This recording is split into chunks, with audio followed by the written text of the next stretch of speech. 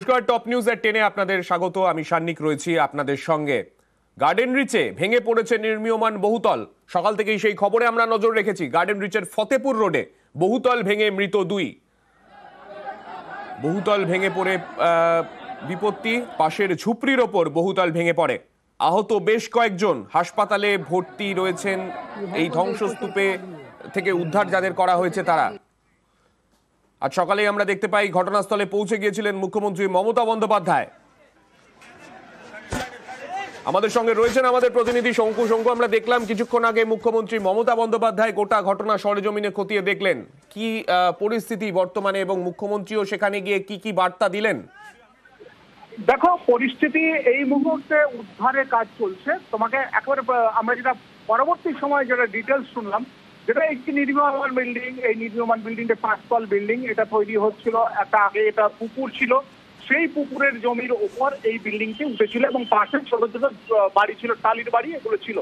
কিন্তু গতকাল রাত্রেবেলা প্রত্যক্ষদর্শীদের মতে প্রথমে বিল্ডিংটি পাশে একটা বিল্ডিং এ ধাক্কা খায়, সেখান থেকে বাউন্স হয়ে গিয়ে বিল্ডিংটি কিন্তু বসে যায় এবং তার পাশের দিকে ভেঙে পড়ে অন্যান্য ঝুপড়ির উপর। যার ফলে ওই বিল্ডিং এ যারা ছিল, অর্থাৎ বিল্ডিং এ যে সমস্ত শ্রমিক ছিল কিংবা আশেপাশের কিছু ছেলে রয়েছে, তারা রাত্রেবেলা খাওয়া দাওয়া করে গিয়ে ওখানে বসে গল্প করছিল। এবার বিল্ডিংটা বসে যাওয়ার ফলে যেটা একজন বলছিলেন যে 5 জন নাকি সিঁড়ি দিয়ে উপরে উঠছিল, তারাও পর্যন্ত কোনোভাবে বেরোতে পারেনি, তারা আটকে যায়। তার মধ্যে 2 জন পাশে একটি বাড়ি রয়েছে, তাদের 2 জন নাকি মারা গেছে এ পর্যন্ত যতটুকু আমরা জানতে পেরেছি। এবং কয়েকজনকে সঙ্গে সঙ্গে ওখানকার স্থানীয় মানুষজন উদ্ধার করেছিল তাদেরকে। সঙ্গু, তুমি আমাদের সঙ্গে থাকো। এই যে ঘটনা ঘটলো, যারা স্থানীয়রা তাদের নিশ্চয়ই অনেক অভাব অভিযোগ থাকবে, কিন্তু তারা কি বলেছেন এই প্রসঙ্গে শোনাবো। 11:30টার সময় আমরা বাড়িতে ঘুমোচ্ছিলাম, জানলা দিয়ে দেখলাম হঠাৎ করে পুরো একদম ধোঁয়া, পুরো কিছু লোকের কিছু দেখা যাচ্ছে না। বাইরে বেরলাম, আমরা ভেবেছি শর্ট সার্কিট হয়েছে। তারপরে দেখছি যে পাশে বিল্ডিং পুরো ভেঙে পড়ে আছে। ফের আমরা গেলাম পাশে সবকে বের করার জন্য। 3-4 জনকে আমরা বের করেছি। নতুন বাড়ি হচ্ছিল, 2টো বাড়ি বানানো ছিল, একটা এই ফুটে ছিল, একটা ওই দিকে ছিল। শঙ্কু, তোমার সঙ্গে যে বিষয়টা নিয়ে কথা হচ্ছিল, অর্থাৎ এই বিল্ডিং ভেঙে পড়ার প্রসঙ্গে, এর এখনো পর্যন্ত কোনো প্রপার কারণ কেউ কি বলতে পারছেন? কিছু জানা যাচ্ছে লোকমুখে কিংবা যেটা হচ্ছে অফিসিয়াল যারা রয়েছেন, তারা এই মুহূর্তে ক্যামেরায় প্রপার কারণটা বলতে চাইছে না, কারণ এটা অনেকটা ইনভেস্টিগেশনের ব্যাপার।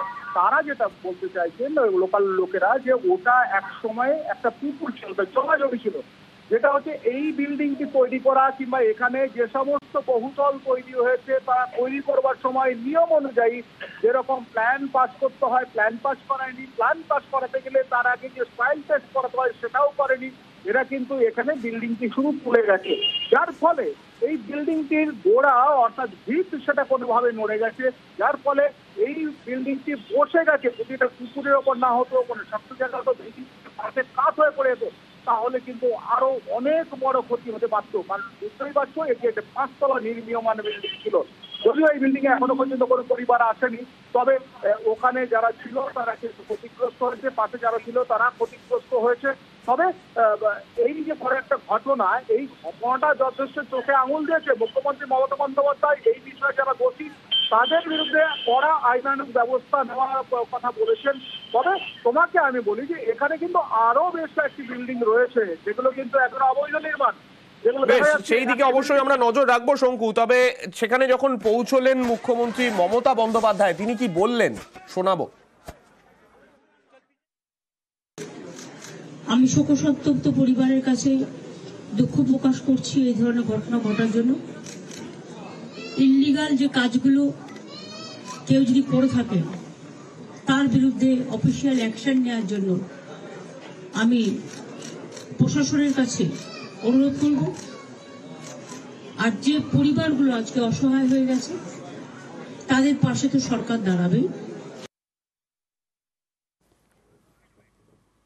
বাড়ি তৈরি করে যারা প্রমোটাররা, একাংশ, সবাই নয়, তারা তৈরি করার আগে নিশ্চয়ই ভাববেন তার আশেপাশে যে গরিব মানুষগুলো আছে তাদের যাতে কোনো ক্ষতি না হয়। এবং একটা বাড়ি তৈরি করতে গেলে শুধু আমি একটা 6 তলা বাড়ি তৈরি করে দিলাম, এটা আমার কাজ নয়। বাড়িটা যাতে মজবুত হয় এবং আইনত সেটা স্বীকৃতি কিনা, অফিসিয়াল পারমিশন পেয়েছে কিনা, সেটার ওপরও নির্ভর করে। আমি মেয়রকে জিজ্ঞেস করছিলাম যেটা অফিসিয়াল পারমিশন দিয়েছে কিনা, ও বলল না। এগুলো সমস্তই বেআইনি কিছু কিছু হয়। আমি চলে যাব আরো একবার শঙ্কুর কাছে। শঙ্কু, মুখ্যমন্ত্রী যখন সেখানে গিয়েছিলেন, যিনি প্রমোটার তার বিরুদ্ধে কড়া বার্তা দেন মুখ্যমন্ত্রী মমতা বন্দ্যোপাধ্যায়, আমরা সেই ছবি দেখলাম। কিন্তু যিনি প্রমোটার তাকে কি এখনো পর্যন্ত জিজ্ঞাসাবাদ করা হচ্ছে এই গোটা বিষয়ে?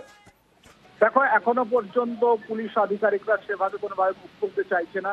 প্রমোটার তাকে জিজ্ঞাসাবাদ করা হচ্ছে কিনা, তবে মুখ্যমন্ত্রী যেটা জানিয়েছেন সেটা পরিষ্কার বহার জানিয়েছেন, শুধু এই প্রমোটার বিরুদ্ধে শাস্তির কথা ঘোষণা করেছেন, কিন্তু সঙ্গে তিনি যে একটি কথা বলেছেন যে কিছু ব্যক্তি রয়েছেন যারা 5 থেকে 6 তলা বিল্ডিং কিছু টাকা রোজগারের জন্য করেন, হ্যাঁ, তারা ভাবেন না যে কিছু মানুষের জীবন কিংবা ক্ষতি হয়ে যেতে পারে। এই যে তিনি একটা এইরকম কথা বলেছেন, এটা কিন্তু যথেষ্ট তাৎপর্যপূর্ণ। যারা অবৈধ প্রমোটিং করছেন তাদের বিরুদ্ধেও একটা কিন্তু প্রচ্ছন্ন হুঁশিয়ারি, সেটা কিন্তু এখানে মুখ্যমন্ত্রী আজকে তার ভাষায় পরিষ্কার বুঝিয়ে দিয়ে গেছেন। কারণ যেভাবে মানুষের জীবন চলে গেছে, মানুষের ক্ষতি হয়েছে, সেটা নিয়ে কিন্তু তিনি বাড়িতে না বসে থেকে তিনি খবর দেখেই, খবর পেয়ে কিন্তু তিনি চট করে এখানে চলে এসেছেন এবং সবাই সঙ্গে কথা বলেছেন। যারা হাসপাতালে ভর্তি রয়েছেন তাদের সঙ্গেও তিনি হাসপাতালে গিয়ে কথা বলেছেন। অর্থাৎ তিনি কিন্তু এই বিষয়ে, অর্থাৎ এই যে ইললিগ্যাল প্রমোটিং, এই বিষয়ে কিন্তু একটা কড়া অবস্থানের মনোভাব প্রদর্শন করেছেন আজকে। আমরা সেই ছবি দেখতে পেলাম। মুখ্যমন্ত্রী মমতা বন্দ্যোপাধ্যায় তিনি সেখানে পৌঁছে গিয়েছিলেন, তবে সেখানে পৌঁছানোর আগেই তিনি কিন্তু সোশ্যাল মিডিয়ায় পোস্ট করে যারা ক্ষতিগ্রস্ত হয়েছেন তাদের জন্য আর্থিক সাহায্যের ঘোষণা করেছেন। আমাদের সঙ্গে রয়েছেন আমাদের প্রতিনিধি সোমরাজ। সোমরাজের থেকে বিস্তারিত জানতে চাইবো। সোমরাজ, দেখো, মুখ্যমন্ত্রী মমতা বন্দ্যোপাধ্যায় ইতিমধ্যে আর্থিক সাহায্যের কথা ঘোষণা করেছেন। নিহতদের পরিবারের সদস্যদের 5 লক্ষ টাকা করে আর্থিক সাহায্য এবং আহতদের পরিবারের সদস্যদের 1 লক্ষ টাকা করে আর্থিক সাহায্য দেওয়া হবে। ইতিমধ্যেই তার নবান্নের তরফেও ঘোষণা করা হয়েছে। কলকাতা পুরসভার মেয়র ফিরহাদ হাকিম এই আর্থিক সাহায্য তুলে দেবেন পরিবারের সদস্যদের হাতে। আজই সেই সাহায্য তুলে দেওয়ার কথা। ইতিমধ্যেই মুখ্যমন্ত্রী মমতা বন্দ্যোপাধ্যায় গোটা ঘটনাস্থল পরিদর্শন করেছেন। পাশাপাশি যে নার্সিংহোমে আহতদের চিকিৎসা চলছে সেই নার্সিংহোমেও পরিদর্শন করেছেন মুখ্যমন্ত্রী মমতা বন্দ্যোপাধ্যায় এবং তাদের পরিবারের সদস্যদের সঙ্গে কথা বলেছেন। কলকাতা পুলিশের উচ্চ পর্যায়ের আধিকারিকদের সঙ্গে কথা বলেছেন। পাশাপাশি কলকাতা পুরসভার যারা বিশেষজ্ঞ ইঞ্জিনিয়ার রয়েছেন তাদের সঙ্গে গোটা ঘটনা নিয়ে কথা বলেছেন। প্রয়োজনীয় নির্দেশও কলকাতা পুরসভা ও বিপর্যয় মোকাবিলা টিমকে দিয়েছেন মমতা বন্দ্যোপাধ্যায় এবং পাশাপাশি নিহতদের পরিবারের এবং আহতদের পরিবারের সদস্যদের আর্থিক সাহায্য তুলে দেওয়া হবে রাজ্য সরকারের তরফে, তেমনটাও জানানো হয়েছে নবান্নের তরফে। বেশ।